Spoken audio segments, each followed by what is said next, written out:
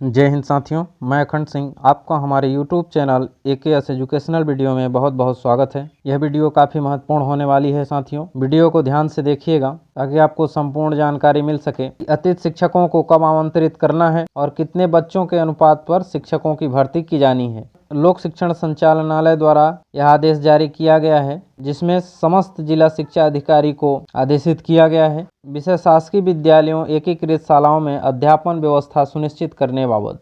संदर्भ लोक शिक्षण संचालनालय मध्य प्रदेश भोपाल का आदेश क्रमांक समग्र शिक्षा अतिथि शिक्षक 2022 भोपाल दिनांक 4/1/2022। यह आदेश जो विद्यालय पहले प्राथमिक, मिडिल और हाई स्कूल अलग अलग विद्यालय लगती थी और अब वो विद्यालय एकीकृत शालाएं हो गई हैं, यानी कहा जाए तो एक शाला एक परिसर यदि हो गई हैं तो उसमें जो शिक्षकों की भर्ती होना है एक ही शाला में प्राथमिक, मिडिल और हाई स्कूल लगते हैं। तो हाई स्कूल शिक्षक को कुल 6 सब्जेक्ट, जिसमें मिडिल प्राथमिक के भी सब्जेक्ट शिक्षकों को पढ़ाने होंगे। तो इसी के बारे में चर्चा करेंगे, तो इस आदेश को ध्यान से देखिएगा। उपरोक्त विषयांतर्गत संदर्भित आदेशानुसार स्वीकृत शालाओं में संसाधनों के युक्तियुक्त उपयोग के दृष्टिगत एकीकृत विद्यालय में कार्यरत शिक्षकों के द्वारा अध्यापन कार्य कराए जाने के संबंध में आवश्यक निर्देश प्रदान किए गए हैं। एकीकृत हाई स्कूल, हायर सेकेंडरी स्कूलों में स्वीकृत पद संख्या के संबंध में संदर्भ आदेशानुसार अध्यापन व्यवस्था सुनिश्चित करने संबंधी निर्देशों का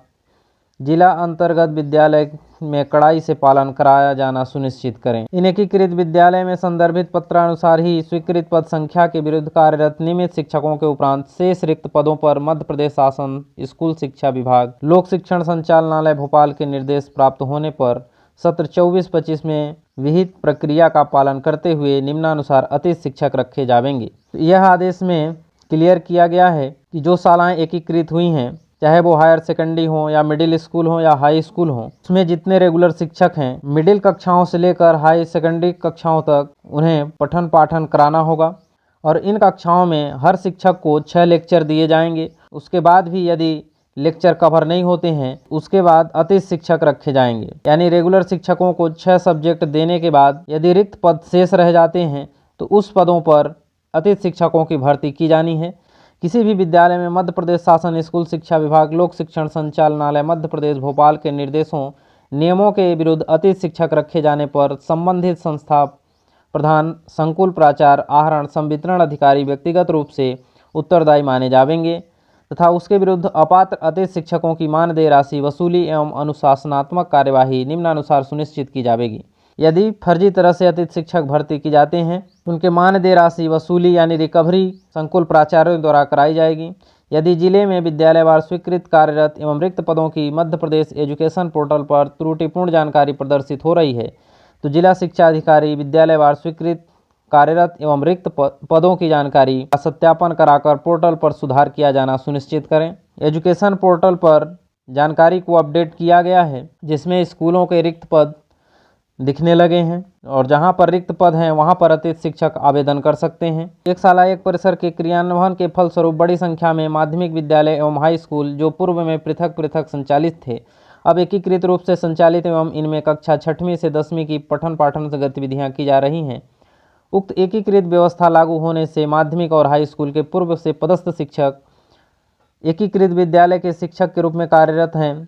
अतएव संसाधनों के युक्तियुक्त उपयोगों के दृष्टिगत एकीकृत विद्यालय में कार्यरत ऐसे समस्त शिक्षकों द्वारा कक्षा 6वीं से 10वीं तक की कक्षाओं का समान रूप से अध्यापन कराया जाएगा। जिनकी हाई स्कूल में भर्ती हुई है जिन शिक्षकों की, उन्हें मिडिल कक्षाओं को भी पढ़ाना होगा। समस्त एकीकृत शालाओं में जहाँ व्याख्याता उच्च माध्यमिक शिक्षक पदस्थ हैं उनके द्वारा कक्षा 6वीं से 12वीं तक की कक्षाओं में अध्यापन कार्य किया जाएगा। जो उच्च माध्यमिक शिक्षक हैं यदि उनकी एकीकृत शाला है जहां मिडिल स्कूल और हाई स्कूल भी उसमें मर्ज हुए हैं, तो जो उच्च माध्यमिक शिक्षक हैं उन्हें 6वीं से लेकर उच्च माध्यमिक कक्षाओं को भी अध्यापन कराना होगा।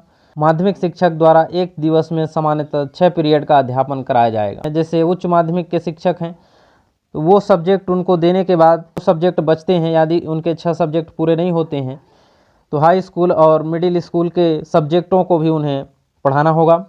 समस्त एकीकृत विद्यालय में उपरोक्तानुसार अध्यापन व्यवस्था सुनिश्चित करने के पश्चात ही आवश्यक होने पर अतिथि शिक्षकों की मांग को स्वीकृति दी जाएगी। यानी इतने पीरियड लेने के बाद भी यदि सब्जेक्ट कवर नहीं होते हैं, अतिथि शिक्षकों की मांग करना है। उपरोक्तानुसार निर्देशों का कड़ाई से पालन सुनिश्चित किया जाए। आदेश के पालन न करने की स्थिति में संबंधित लोक सेवक के विरुद्ध अनुशासनात्मक कार्यवाही की जाएगी। तो इसी जानकारी के साथ आज इतना ही। फिर मिलेंगे अगले वीडियो में एक नई अपडेट के साथ। तब तक के लिए जय हिंद,